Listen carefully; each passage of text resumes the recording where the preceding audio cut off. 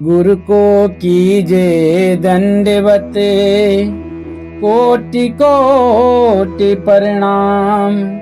कीट न जाने भृंग को, वह कर ले आप समान। तुलसी संत दयाल, निज निहाल मोको कियो। लियो शरण के माही, जाय जन्म फिर कर जियो। प्रेमी सज्जनों, तुलसी साहब हाथरस वालों की घट रामायण भाग पहला, भेद पिंड और ब्रह्मांड का। तो आइए जानते हैं तुलसी साहब ने पिंड और ब्रह्मांड का क्या भेद बताया है, सुरोठा है। श्रुति बूंद सिंध मिलाप, आप अधर चढ़ चाखिया। भाखा भोर भियान, भेद भान गुरु श्रुति लखा। प्रेमी सज्जनों, तुलसी साहब ने बताया है कि श्रुति बूंद सिंध मिलाप, आप अधर चढ़ी चाखिया। भाखा भोर भियान, भेद भान गुरु श्रुति लखा।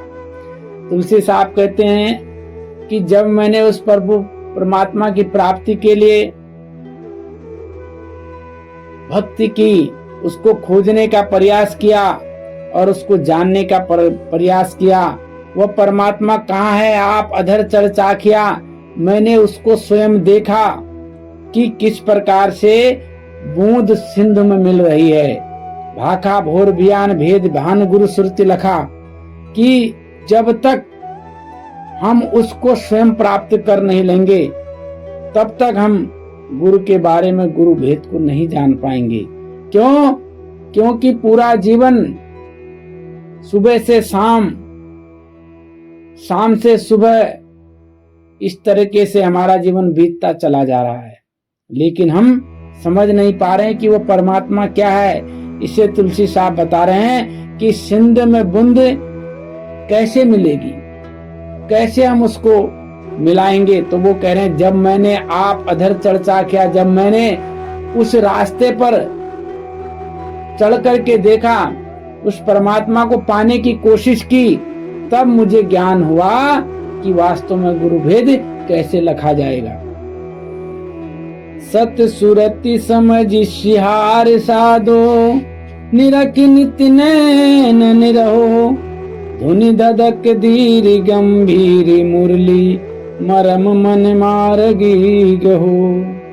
समशील लील अपील पेले, खेली खुली खुली लखी परे। नित नेम प्रेम प्यार पियो कर, सुरत सजी पल पल भरे। धरि गगन डोरी अपोर परखै, पकड़ी पट प्यू प्यू करे। सरसादि सुन सुधारी जानो, ध्यान धरि जब थिरी थुआ। जहाँ रूप रेख न भेष काया, मन न माया तन जुआ। अलियंत मूल अतुल कमला, फूल फिर फिर धरी धसे। तुलसी तार निहार सुरति, शैल सत मत मन बसे। तो छंद सुरति सिंध में घट रामायण में तुलसी साहब बता रहे हैं, सत सुरत समझ सिहार साधो, निरख नित नैन रहो। सत सुरत समझ सिहार साधो, उस सत्य को समझ करके, उस शब्द को समझ करके, जो शब्द सत्य स्वरूप है, इस सुरति को जब हम उसमें देख करके जब साधना करेंगे, हे संतो सत सुरत समझ सिहार साधो, निरख नित नैनन रहो। जब हम उस परमात्मा को, उस शब्द को जानने वाले हो जाएंगे, उसको पहचानने वाले हो जाएंगे, और कहा कि इन नैनों से हम उसको जब समझने वाले हो जाएंगे। किन नैनों से? एक की आंख से, अंतर की आंख से। तब कह रहे हैं कि क्या होगा? धुनि धधक धीर गंभीर मुरली, मरम मन मार्ग गहो। तब हमारे अंदर वो अनहद नाद सुनाई देगी, वो आवाज सुनाई देगी। ये जो हमारा मन है, उस शब्द मार्ग में लगने वाला हो जाएगा। जब तक हमें हमारी ये सुरति समझ करके और उस रास्ते को पकड़ करके शब्द में नहीं जुड़ेगी, तब तक हमारी हे की आंख नहीं खुलने वाली।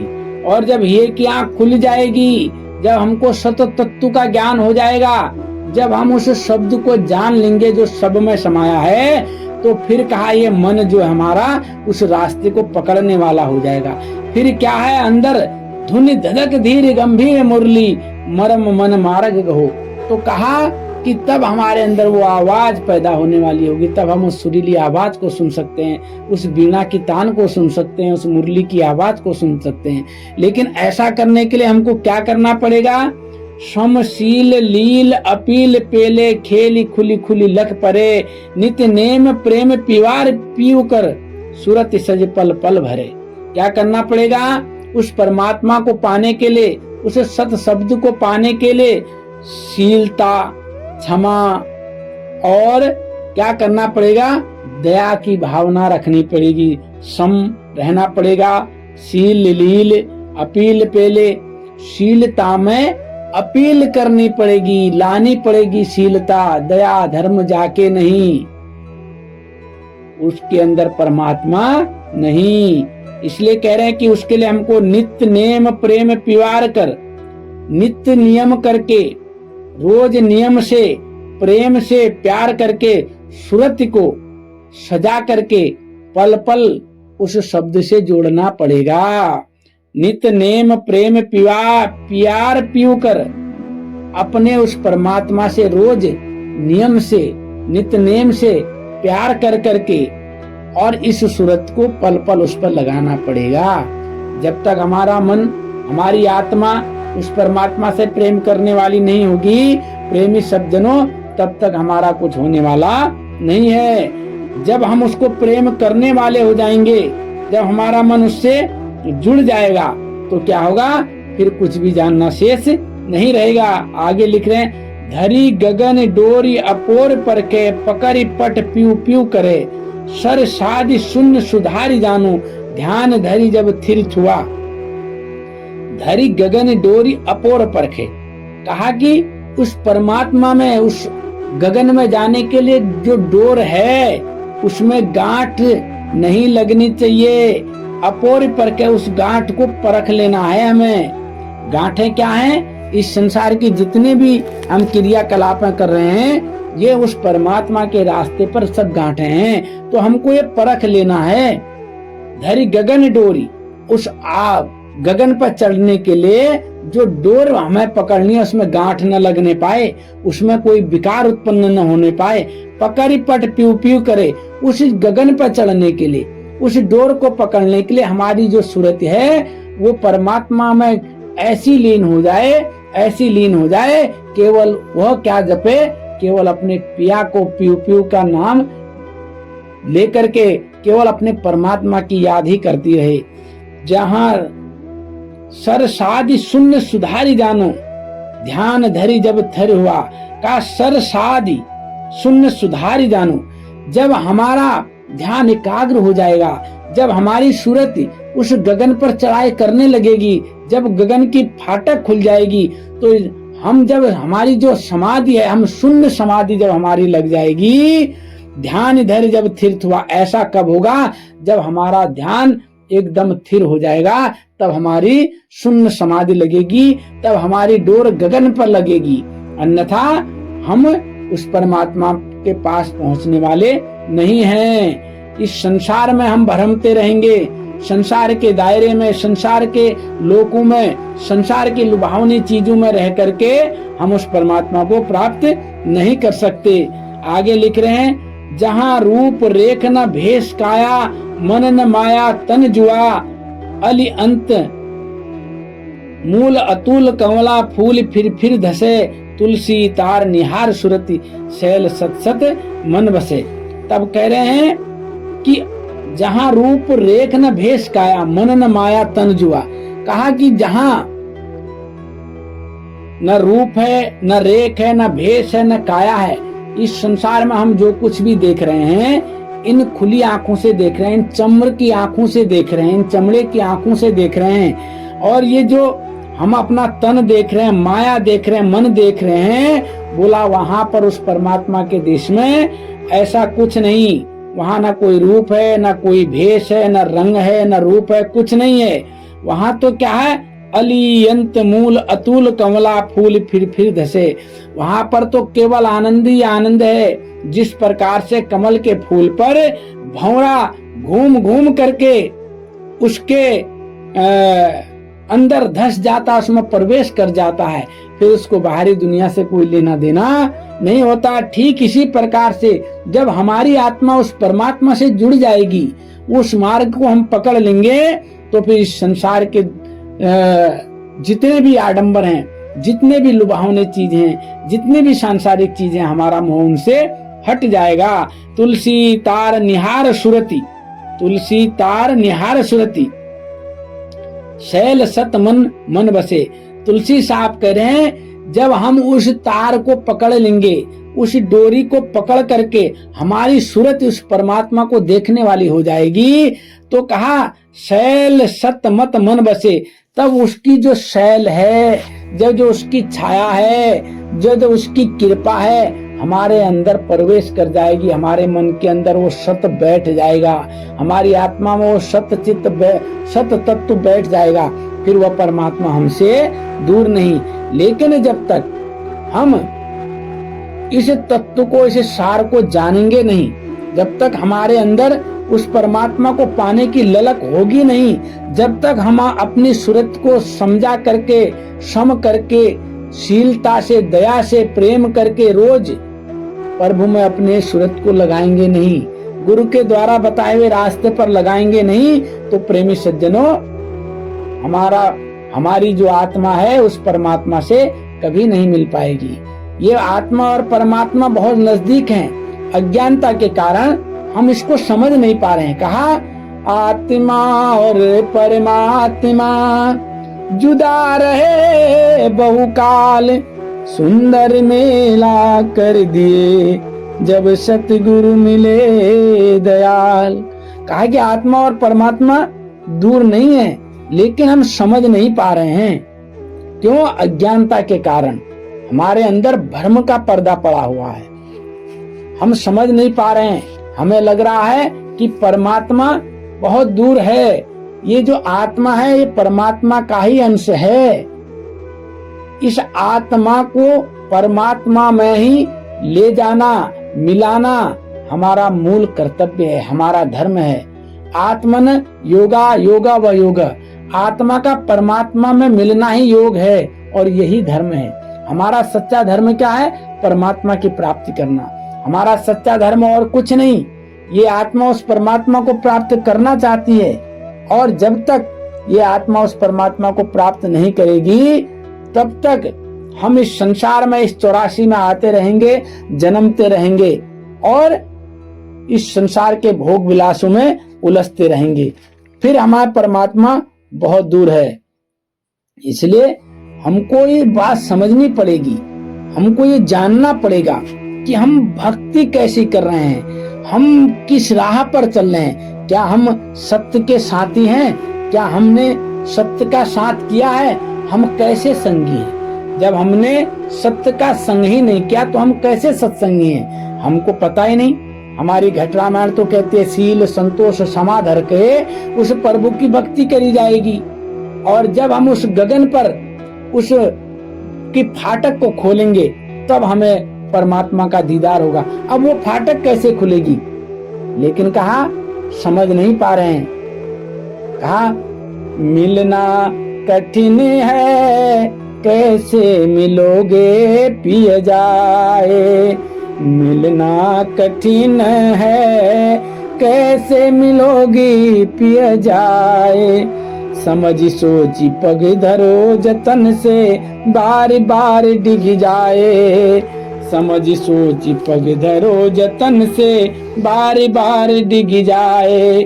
ऊंची गैली राह रपटीली, पाँव नहीं ठहराए।